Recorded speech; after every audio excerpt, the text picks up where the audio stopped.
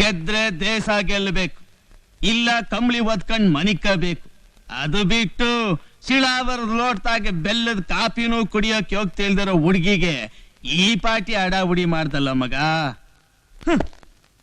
ಈ ಡಿಫ್ರೆಂಟ್ ವಿಜಿನ ಅರ್ಥ ಮಾಡ್ಕೊಳ್ಳೋದು ಸಾನೆ ಡಿಫಿಕಲ್ಟ್ ಡ್ಯಾಡ್.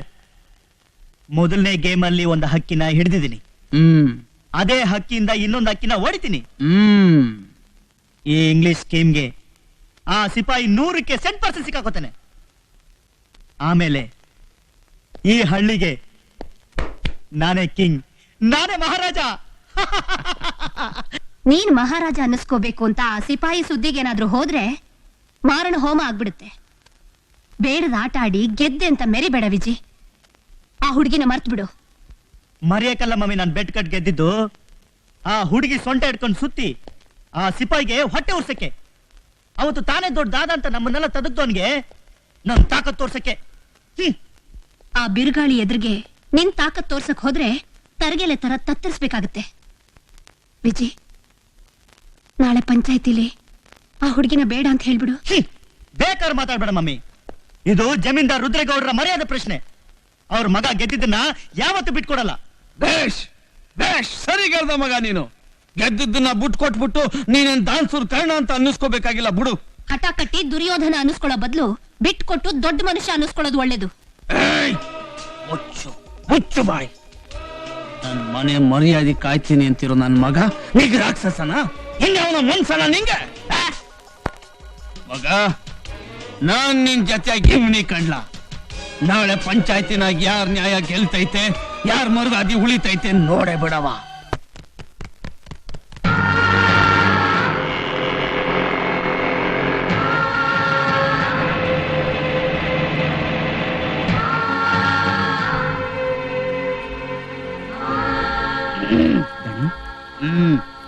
ಸುರು ಹಚ್ಕೊಳ್ಳಿ. ನಿನ್ನೆ ನಡೆದ ಟಗರು ಪೋಟಿಲಿ ನಮ್ ಬಾಜಿ ಬೆಟ್ಟಯ್ಯ ಯಾರೂ ಮಾಡದೇ ಇರುವಂತ ತಪ್ಪು ಮಾಡ್ಬಿಟ್ಟಿದ್ದಾನೆ. ತನ್ನ ಮಗಳನ್ನೇ ಪಣವಾಗಿಟ್ಟು ಸೋತಿದ್ದಾನೆ. ಇದ್ರ ಬಗ್ಗೆ ವಿಚಾರಣೆ ಮಾಡೋದಿಕ್ಕೆ ಈ ಪಂಚಾಯಿತಿ ಸೇರಿದೆ. ಇಂಥ ಮನಮುರುಕ್ ಬುದ್ಧಿ ಬೆಟ್ಟ ಹಿಂಗ್ ಬರಬಾರ್ದಾಗಿತ್ತು, ಬಂದ್ಬಿಟ್ಟದೆ. ಹಂಗಂತ ಮಾನವಂತರಾದವ್ರು ನಾವೆಲ್ಲ ಸುಮ್ಕಿದ್ರೆ ನಮ್ಮ ಶಿವನಹಳ್ಳಿನೇ ಒಡೆದೋಯ್ತದೆ. ಅದಕ್ಕೆ ಜೂಜಿನ ಗೆದ್ದಿರೋ ಮರಿಜಮೀನ್ದಾರರು ಬದ್ಲಿ ಬಹುಮಾನಕ್ಕೆ ಒಪ್ಕೋಬೇಕು ಅಂತ ಸಿಪಾಯಿ ಪರವಾಗಿ ನಾವೆಲ್ಲ ಕೇಳ್ಕೊಂತ ಇದ್ದೀವಿ. ಬೆಟ್ನಲ್ಲಿ ಗೆದ್ದವನು ನಾನು, ಸೋತವನು ಈ ಬೆಟ್ಟಯ್ಯ. ನಮ್ ವ್ಯಾಪಾರದ ಮಧ್ಯೆ ತಲೆ ಹಾಕಕ್ಕೆ ಈ ಸಿಪಾಯಿ ಯಾರು? ನನಗೆ ಅಂಡರ್ಸ್ಟ್ಯಾಂಡ್ ಆಗ್ತಾ ಇಲ್ಲ. 20 ವರ್ಷದಿಂದ ಶಾಂತಿನ ಈ ದಿಲ್ನಾಗ ಇಟ್ಕೊಂಡು ಕಾಯ್ತಿರೋನು ಕಣೋ ಈ ಸಿಪಾಯಿ. ನನ್ ಪ್ರಾಣಕ್ಕಿಂತ ಹೆಚ್ಚಾಗಿ ಪ್ರೀತಿಸೋಳ್ನ ಸಂತೆಲ್ ಮಾರೋ ಸರ್ಕ್ ನಂಗೆ ಈ ಬೆಟ್ಟಯ್ಯ ಜೂಜಲ್ಲಿಟ್ಟ ಅಂತ ಗೊತ್ತಾದಾಗ್ಲೇ ನಾನು ಅವಳನ್ನ ಒತ್ಕೊಂಡೊಟ್ಟೋಗಿದ್ದೆ. ನನ್ನ ತರ್ದಿ ಉಸ್ತಾದ್ ಮಾತಿಗೆ ಬೆಲೆ ಕೊಟ್ಟು ನಾನು ಇಲ್ಲಿಗೆ ಬಂದಿದ್ದೀನಿ. ನೀನು ಅಷ್ಟೇ. ನನ್ ಶಾಂತಿನ ಬಿಟ್ಟು ಇನ್ನೇನ್ ಬೇಕಾದ್ರೂ ಕೇಳು. ಇಲ್ದಿದ್ರೆ ನಾನ್ ಮಾತಾಡಕ್ಕಿಲ್ಲ, ನಾನ್ ಬಂದೂಕ ಮಾತಾಡದ ಅಷ್ಟೇ. ಓಹೋ, ಬಂದೂಕ ಅಂದ ತಕ್ಷಣ ಬೆಟ್ನಲ್ಲಿ ಗೆದ್ದು ಹುಡುಗಿನ ಬೇಟಲ್ ಸಿಕ್ಬಿಕ ಬಿಟ್ಬಿಡಕ್ಕೆ ಈ ಡಿಫ್ರೆಂಟ್ ಬಿಜಿ ಬೇದ್ರೆ ಬೊಂಬೆ ಅಲ್ಲ ಕಣೋ. ಹುಡುಗಿನ ಜೂಜಲ್ಲಿಟ್ಟು ದೊಡ್ಡ ತಪ್ಪು ಮಾಡಿರೋದು ಅಲ್ದೆ ಗೆದ್ದಿದ್ದೀನಿ ಅಂತ ಕೈರತ್ ತೋರ್ಸಿದ್ರೆ ನಿನ್ನ ಗಾಳಿ ಪಡ್ದಂಗ್ ಗಿರಿಕೆ ಓಡಿಸ್ಬಿಟ್ಟೇನು. ಹುಷಾರ್ ಶಿವು, ದುಡುಕ್ಬೇಡ ಮಗ. ಆದ್ರೆ ಸಿಪಾಯಿ ಹೇಳಿದ್ದು ಸರಿ ಅಲ್ವಾ? ಸಂತೆಲ್ ಮಾಡಿರೋದೇ ತಪ್ಪು, ಅದನ್ನ ಇಲ್ಲಿ ಸಾಧಿಸೋದು ದೊಡ್ಡ ತಪ್ಪಲ್ವಾ? ಯೋ ರಾಮದಯ್ಯ, ಓತಿ ಕಾಟಕ್ ಬೇಲಿಗೂಟನೇ ಸಾಕ್ಷಿ ಅಂದಂಗೆ ನಿತ್ಯ ಪೋಟಿನಾಗೆ ಸಾಕ್ಷಿಯಾಗಿ ಪುಂಗಿ ಊದ್ತಾ ಇದ್ದವನು ಇವತ್ತು 2 ತಲೆ ಹಾವನಂಗೆ 2 ಕಡೆ ವಾಲಾಡ್ತೀಯಾ? ಅದು ಹಾಗಲ್ಲ ಮಲ್ಲೇಶಿ. ಮತ್ತಿನ್ ಹಂಗೆ ಇನ್ನಂಗಯ್ಯ ಪೂಜಾರಿ, ಬೆಟ್ ಕಟ್ಟವಾಗ್ಲೇ ಇವನಿಗೆ ಬುದ್ಧಿ ಇರ್ಬೇಕಾಗಿತ್ತು. ಕಟ್ಟೋದೊಂದು ಕೊಡೋದೊಂದು ಅಂದ್ರೆ ಯಾವನೇ ಕೇಳ್ತಾನೆ? ನಾನ್ ಗೆದ್ದಿದ್ದನ್ನ ಬದಲಾಯಿಸೋ ಹಕ್ಕು ಈ ಪಂಚಾಯತಿಗೂ ಇಲ್ಲ, ಪಾರ್ಲಿಮೆಂಟ್ಗೂ ಇಲ್ಲ. ಕಂಬ ಕಂಡ್ರೆ ಕಾಲೆತ್ತ ನಿನ್ನಂತ ನಾಯಿನ್ ಬದಲಾಯಿಸೋದಕ್ಕೆ ಪಂಚಾಯತಿ ಪಾರ್ಲಿಮೆಂಟ್ ಆಗ್ಬೇಕು. ನಾನ್ ಎಡಗಾಲಿನ ಬೂಟೆ ಸಾಕು. ನಿನ್ನ ಸಿಟ್ಟಿನ ಕೈಯಾಗಿ ಬುದ್ಧಿ ಕೊಟ್ಟು ಪಂಚಾಯತಿ ನಾಡ್ಬೇಡ. ಜಮೀನ್ದಾರನ ಬದ್ಲಿ ಬಹುಮಾನ ಕೊಪ್ಸೋ ಜವಾಬ್ದಾರಿ ನಂದು. ಬದ್ಲಿ ಬಹುಮಾನಕ್ಕೆ ನಾವು ಒಪ್ಕೊಂಡ್ರು ಬೆಟ್ಟ ಇಂತ ಕೊಡಕ್ ಏನೈತೆ? ಬೆಟ್ಟಯ್ಯ ಬಡವನೇ ಇರಬಹುದು ಜಮೀನ್ದಾರ, ಆದ್ರೆ ನಮ್ ಶಿವನಹಳ್ಳಿ ಜನಕ್ಕೆ ಬಡತನ ಬಂದಿಲ್ವಲ್ಲ. ಬೇಕಾದ್ರೆ ನನ್ ಜಮೀನ್ ತಕ್ಕೊಳ್ಳಿ, ನಮ್ ಸಿಪಾಯಿಗೆ ಶಾಂತಿನ ಕೊಡಿ. ಯೋ ಉಸ್ತಾದ್, ನಾವೇನು ಬೀದಿ ಸುತ್ತ ಬೆಗ್ಗರ್ಗಳು ಅನ್ಕೊಂಡ್ಯಾ? ನಮ್ಮ ಹತ್ರ ಇಲ್ದಿರೋ ಜಮೀನು ನಿನ್ನ ಹತ್ರ ಇದೆಯಾ? ಬೇಕಾದ್ರೆ ನನ್ ಜಮೀನ್ ಬಿಟ್ಕೊಡ್ತೀನಿ, ಆ ಹುಡುಗಿ ಮಾತ್ರ ಬಿಟ್ಕೊಡಲ್ಲ. ಬಿಟ್ಕೊಡಕ್ ನೀನೇ ತೋಳನ್ ರಾಯನು ಬುಂಡೆ ಸಾರಾಯಿನ ಹರಾಜ್ ಗಿಟ್ಟಂಗೆ ಬೆಳೆದ ಹುಡುಗಿನ ಬಾಜಿ ಗಿಟ್ಟಾಗ ನೀನ್ ಬೋಟಿ ತೆಗಿಬಿಡ್ಬೇಕಾಗಿತ್ತು. ಬಾದ್ಕವ್ ಏನಯ್ಯ ಸಂಕ್ರಪ್ಪ, ಆ ದ್ವಾಪರದಾಗ ಕಟ್ಕೊಂಡೇನ್ರು ದ್ರೌಪದಿನೇ ಜೂಜಾಗಿಟ್ಟು ಧರ್ಮರಾಯ ದ್ಯಾವ್ರು ಅನ್ಸ್ಕೊಂಡ. ಈಗ ಇವ್ರು ಹುಡುಗಿನಿಟ್ಟು ಜೂಜಾಡಿದ್ರೆ ತೆಪ್ಪಾಗೋಯ್ತದ? ಸ್ವಾಮಿ, ಮನುಷ್ಯರು ಜೂಜಲಿಟ್ ಮಾಡ್ಕೊಳ್ಳೋದಕ್ಕೆ ಇದು ಮಹಾಭಾರತದ ಕಾಲ ಅಲ್ಲ. ಧರ್ಮರಾಯ ಆ ತಪ್ಪು ಮಾಡಿದ್ದಕ್ಕೆ ದುಶ್ಯಾಸನ ದ್ರೌಪದಿ ಸೆರೆಗೆಳ್ದಿದ್ದು ಕುರುಕ್ಷೇತ್ರ ಆಗಿದ್ದು. ಅದೇ ತಪ್ಪನ್ನು ಇಲ್ಲೂ ಮಾಡಿ ಈ ಶಿವನಹಳ್ಳಿನ ಮತ್ತೆ ಕುರುಕ್ಷೇತ್ರ ಮಾಡಬೇಡಿ. ಬರೀ ಕುರುಕ್ಷೇತ್ರ ಅಲ್ಲ, ಬಾಂಬೆ ಸರ್ವನಾಶದ ಹಿರೋಶಿಮಾ ಆಗ್ಬಿಡುತ್ತೆ. ಸಾವುಕಾರ್ರೆ, ನನ್ ಗಂಡ ಮಾಡಿದ ತಪ್ಪಿಗೆ ನನಗ್ ಶಿಕ್ಷೆ ಕೊಡಿ. ಜೀವ ಇರೋ ಗಂಡ ನಿಮ್ಮನೆಗ್ ಜೀತ ಮಾಡ್ತೀನಪ್ಪ. ಆದ್ರೆ ಚಿಕ್ಕವಳಿದ್ದಾಗಿಂದ ಸಿಪಾಯಿಗೆ ಕೊಡಬೇಕು ಅಂತ ನನ್ನ ಮಗಳ ಬಾಳಿಗೆ ಬೆಂಕಿ ಇಡಬೇಡಪ್ಪ. ನಿನ್ನ ಕಾಲಿಗೆ ಬಿದ್ದು ಬೇಡ್ಕೊಂತೀನಪ್ಪ. ಅನ್ಕೊಂಬಿಟ್ಲು ಅಂತ ಅನ್ಕೊಂಬಿಟ್ಲು. ನೀವು ಮನಸ್ಸಾಗ 1000 ಅನ್ಕೋಬಹುದು, ಅದು ಮುಖ್ಯ ಅಲ್ಲ. ನಿನ್ ಗಂಡ ಸಂತೆ ಒಳಗೆ 1000 ಜನದ ಮುಂದೆ ಮಾತು ಕೊಟ್ಟವನೆ, ಅದು ಉಳಿಸ್ಕೊಳ್ಳೋದು ಮುಖ್ಯ. ಏನಯ್ಯ ಬೆಟ್ಟಯ್ಯ, ಹೇಳು, ಒಟ್ಟು ಮಾತಂತೆ ನಡ್ಕೊಂಡು ಮರುವಾದಿ ಉಳಿಸ್ಕತ್ಯ, ಇಲ್ಲ ನೀನ್ ಎಲ್ಬಿಲ್ಲ ನಾಲ್ಗೆನ ಎಕ್ಕಡ ಅಂತ ಕರಿಬೇಕಾ? ಬಾಜಿ ಕಟ್ಟೋದ್ರಲ್ಲಿ, ಮಾತು ಉಳಿಸ್ಕೊಳ್ಳೋದ್ರಲ್ಲಿ ಸುತ್ತಮುತ್ತಲ ಹಳ್ಳಿಲಿ ದೊಡ್ಡ ಮನುಷ್ಯ ಅನ್ಸ್ಕೊಂಡ್ರು ನೀನು ಈಗ ಬಾಯ್ಬಿಟ್ಟು ಹೇಳಯ್ಯ. ಕೊಟ್ಟ ಮಾತನ್ನ ಹಿಂದಕ್ ತಗೊಂಡು ನಮ್ಮ ಮಾನ ಉಳಿಸಯ್ಯ. ಯೋ ಬೆಟ್ಟಯ್ಯ, ಕೊಟ್ ಮಾತ್ನ ಹಿಂದಕ್ ತಗೊಂಡು ಹಿಜರ ಅನ್ಸ್ಕೋಬೇಡ. ಬೇಕಾದ್ರೆ ನಿನ್ ಮಗಳನ್ನ ಆ ಸಿಪಾಯಿಗೆ ಕೊಟ್ಟು ಮದುವೆ ಮಾಡು. ಆದ್ರೆ ಒಂದು 4 ದಿನ ನಿನ್ ಮಗಳನ್ನ ನನ್ನ ಹತ್ರ ಕಳಿಸು. ಮಜಾ ಮಾಡಿ ಕಳಿಸ್ತೀನಿ.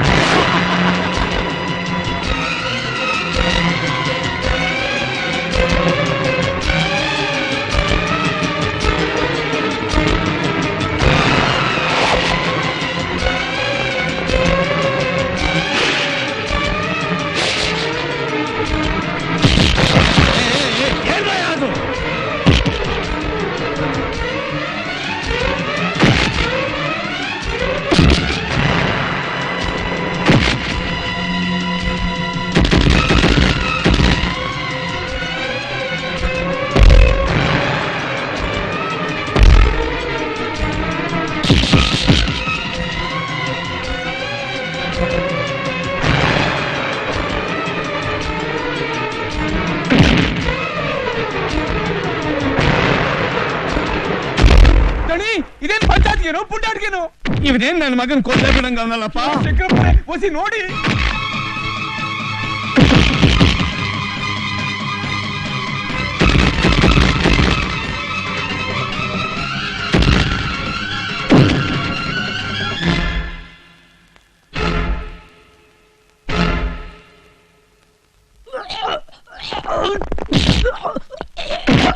ಸಿಪಾಯಿ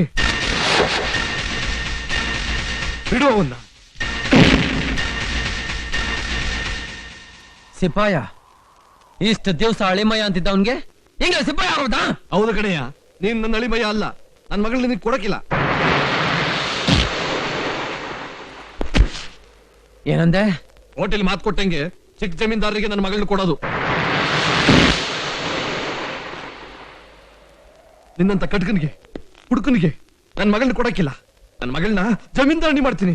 ಹೌದಯ್ಯ, ಕೊಡಕ್ಕಿಲ್ಲ. ಅತ್ಯವ, ನಿನ್ನಂತ ಕೊಲೆಗಾರನ್ಗೆ ನನ್ನ ಮಗಳನ್ನ ಕೊಡಕ್ಕಿಲ್ಲ. ಇಲ್ಲಡು, ಇನ್ಮ್ಯಾಕ್ ನಮ್ ತಂಟೆಗೆ ಬರೋದ್ ಬಿಟ್ಬಿಟ್ಟು ಹೊಂಟೋಗಯ್ಯ, ಹೊಂಟೋಗು. ಎತ್ತಪ್ಪ ಮನೆ ಮಗಳು ಕೊಡಕ್ಕಿಲ್ಲ ಅಂತ ಅವ್ರೆ, ಇನ್ನೇನೈತೆ?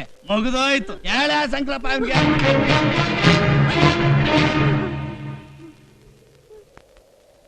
ಶಿವು, ಬೆಟ್ಟಯ್ಯನೇ ಹಂಗಂದ್ಮೇಲೆ ಪಂಚಾಯ್ತಿ ತೀರ್ಮಾನವೂ ಅದೇ ಅಪ್ಪ. ಉಸ್ತಾದ್, ನೀವು ಕೂಡ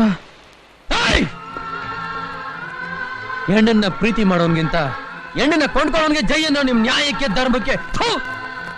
ಪ್ರೀತಿ ಪ್ರೇಮಕ್ಕೆ ಬೆಲೆ ಇಲ್ದಿರೋ ನಿಮ್ಮಂತ ಲೋಕ ಯಾರಾಗಬೇಕು? ಮಗನ್ ಮದ್ವೆ ವ್ಯವಸ್ಥೆ ಎಲ್ಲ ಹೆಂಗ್ಲ ನಡೀತಾ ಐತೆ? ಸರಿಯಾಗಿ ನಡೀತಾ ಐತೆ ಬುದ್ಧಿ. ಆಚಾರ ಮಾತ್ರ ಒಡವೆ ತಂದ್ಕೊಡ್ಲಿಲ್ಲ, ನಾನೇ ಹೋಗಿ ನೋಡ್ಕೊಂಡ್ ಬರ್ತೀನಿ. ನಿಂತ್ಕಳ್ಳ, ಈ ಜಮೀನ್ದಾರ್ ರುದ್ರೇಗೌಡ್ರ ಮನೆ ಮದ್ವೆ ಅಂದ್ರೆ ನೀನ್ ಯಾಕ್ಲ ಆಚಾರಿ ತಕ್ಕ ಹೋಗ್ಬೇಕು? ಅವನೇ ಒಡವೆ ಎಲ್ಲ ತಕೊಂಡು ಇಲ್ಲಿಗೆ ಬರ್ತಾನೆ.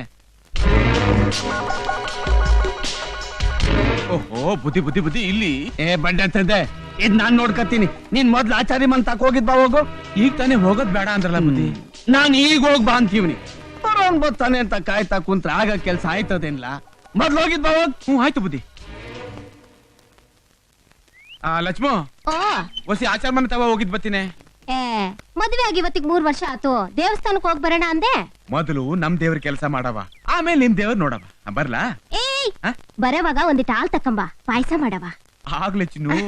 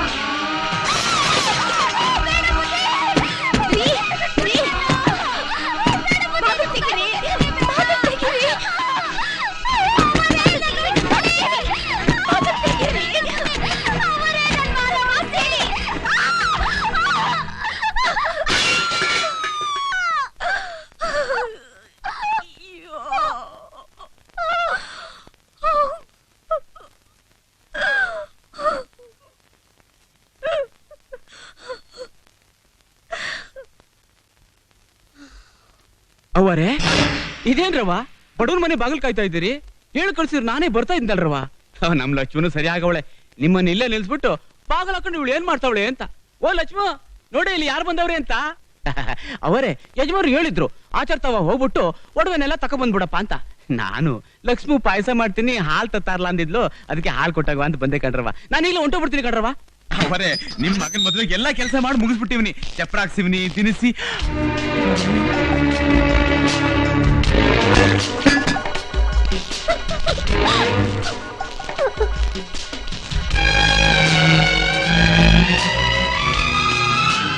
ಲಕ್ಷ್ಮಿ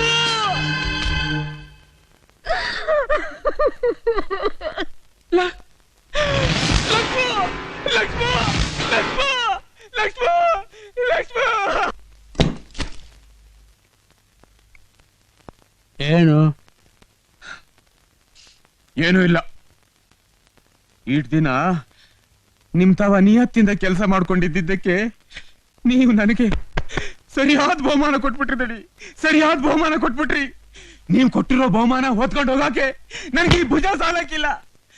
ಅದಕ್ಕೆ ನಾನು ಇವತ್ತೇ ಹೊಂಟೋಯ್ತೀನಿ.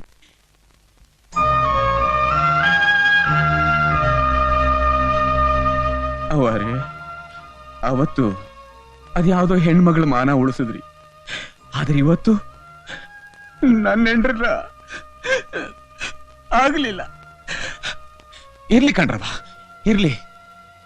ಆ ಕಾಲದಾಗೆ ಸಾಧ್ವಿ ಶಿರೋಮಣಿ ಸಾವಿತ್ರಿ ದೇವಿ ಆ ಯಮಧರ್ಮನ್ ಕಾಲ್ ಹಿಡ್ಕೊಂಡು ತನ್ನ ಗಂಡನ್ ಉಳಿಸ್ಕೊಂಡ್ಲಂತೆ. ನೀವು ಈ ಬಡವನ್ ಮನೆ ಬಾಗಲ್ ಕಾದು ನಿಮ್ ಯಜಮಾನ್ರ ಮಾನ ಕಾಪಾಡ್ಕೊಂಡ್ರಿ. ನೀವು ದೊಡ್ಡವರು ಕಣ್ರವ. ನಿಮ್ ನೆಳ್ಳಾಗಿರೋ ಯೋಗ್ಯತೆನ ಈ ಕೊಡೆ ಹಿಡಿಯೋನು ಆ ತಲೆ ಹಿಡಿಯೋ ಕೆಲಸ ಮಾಡುವಾಗ್ಲೇ ಕಳ್ಕೊಂಬಿಟ್ಟ ಕಣ್ರವ. ನಾನ್ ಬತ್ತೀನಿ ಕಣ್ರವ. ಹಾ ಬತ್ತೀನಿ ಅಂದ್ರೆ ತಪ್ಪಾಯ್ತದೆ. ನಾನು ಹೋಯ್ತೀನಿ. ನನ್ ಜೀವನ ಸಾರ್ಥಕ ಆಗೋಯ್ತು ಕಣ್ರಿ. ನಿಮ್ಮಂಥವ್ರ 2ನೇ ಸಂಸಾರ ಆಗಿದ್ದಕ್ಕೆ ಸತಿ ಸಾವಿತ್ರಿ ಅನ್ನೋ ಬಿರುದು ಕೊಡಿಸ್ಬಿಟ್ರಿ. ಹೊಲಸು ಮಾಡಿದ್ದು ನೀವು, ಕೆಸರು ಮೆತ್ಕೊಂಡಿದ್ದು ನನ್ನ ಮುಖಕ್ಕೆ.